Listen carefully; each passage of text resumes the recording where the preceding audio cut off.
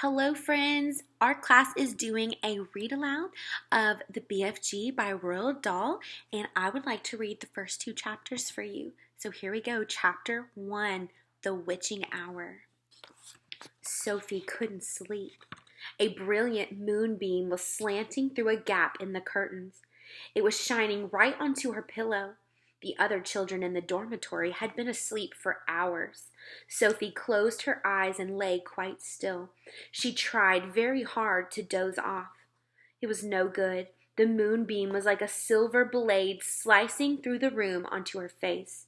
The house was absolutely silent. No voices came up from downstairs. There were no footsteps on the floor above either. The window behind the curtain was wide open, but nobody was walking on the pavement outside. No cars went by on the streets. Not the tiniest sound could be heard anywhere. Sophie had never known such silence.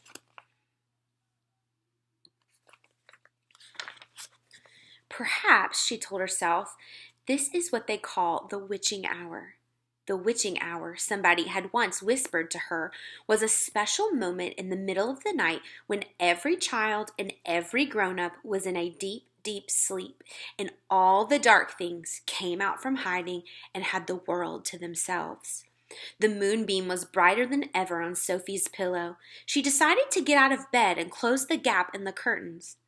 You got punished if you were caught out of bed after lights out. Even if you said you had to go to the lavatory, that was not accepted as an excuse, and they punished you just the same. But there was no one about now. Sophie was sure of that.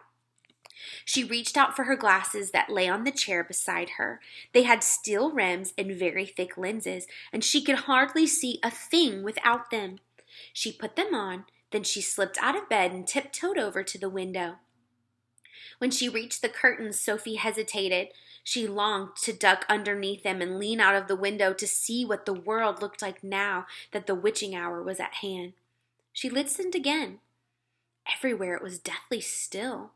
The longing to look out became so strong she couldn't resist it. Quickly, she ducked under the curtains and leaned out the window. In the silvery moonlight, the village street she knew so well seemed completely different. The houses looked bent and crooked, like houses in a fairy tale. Everything was pale and ghostly and milky white. Across the road, she could see Mrs. Rance's shop, where you bought buttons and wool and bits of elastic. It didn't look real. There was something dim and misty about that, too. Sophie allowed her eye to travel further and further down the street. Suddenly, she froze. There was something coming up the street on the opposite side. It was black. Something tall and black. Something very tall and very black and very thin. Chapter 2. Who? It wasn't a human. It couldn't be. It was 4 times as tall as the tallest human. It was so tall its head was higher than the upstairs windows of the houses. Sophie opened her mouth to scream, but no sound came out. Her throat, like her whole body, was frozen with fright. This was the witching hour, all right. The tall black figure was coming her way. It was keeping very close to the houses across the street, hiding in the shadowy places where there was no moonlight. On and on it came, nearer and nearer. But it was moving in spurts. It would stop, then it would move on. Then it would stop again. What on earth was it doing? Sophie could see now what it was up to. It was stopping in front of each house. It would stop and peer into the upstairs window of each house in the street. It actually had to bend down to peer into the upstairs windows. That's how tall it was. It would stop and peer in. Then it would slide to the next house and stop again, and peer in, and so on all along the street. It was much closer now, and Sophie could see it more clearly.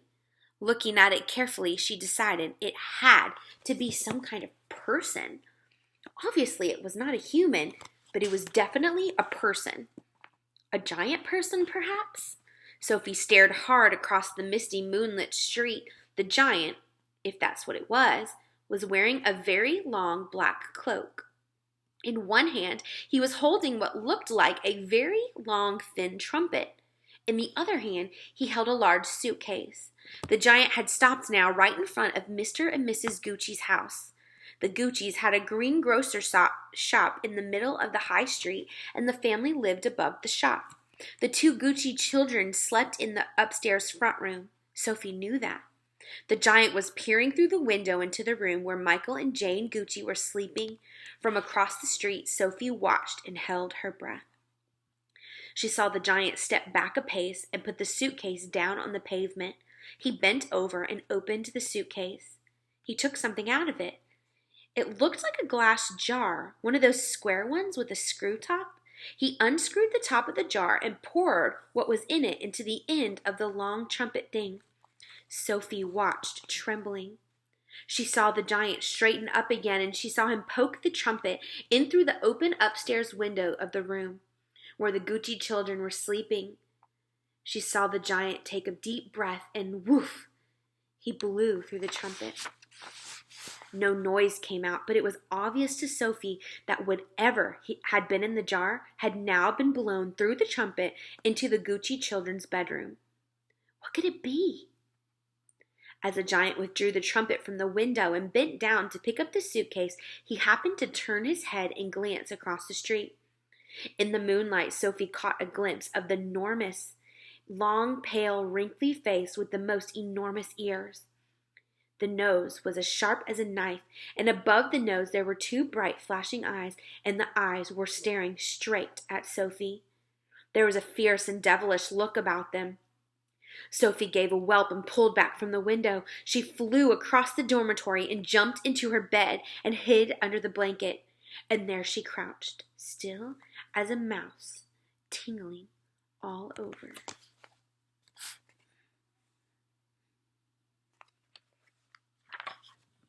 That is all. Come back for the next chapters.